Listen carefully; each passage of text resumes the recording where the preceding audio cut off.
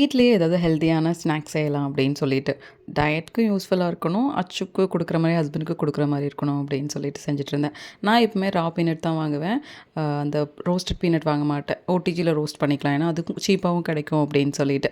So 180 degree செல்சியஸில 10 minutes வந்து ஓடிஜில போட்டு எடுத்தோம் அப்படின்னா, ரோஸ்ட் ஆகி சூப்பரா வந்துரும். அதுக்குள்ள மேங்கோ ஜூஸ் குடிச்சிக்கலாம் அந்த ரெடி ஆகுறதுக்குள்ள அப்படின்னு சொல்லிட்டு நானும் வச்சு குடிச்சிட்டுருந்தோம்.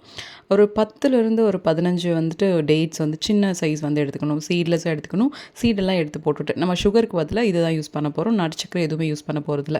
10 மினிட்ஸ்ல சூப்பரா வந்துட்டு ரெடி ஆயிடுச்சு பீனட்ஸுமே.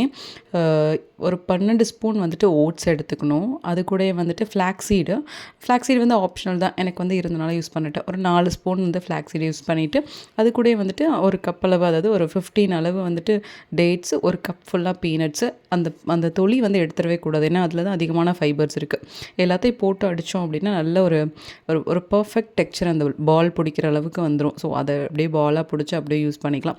ரொம்பவே டேஸ்ட்டா இருக்கும். ஹெல்தியாவும் இருக்கும். ஒரு ஒரு 15 நாள் வந்து கெட்டு போகாம சூப்பராவுமே இருக்கும். குழந்தைகளுக்கும் தாராளமா குடுக்கலாம். முக்கியமா டயட் மெயின்டெயின் பண்றவங்க தாராளமா ஸ்நாக்ஸா இத எடுத்துக்கலாம்.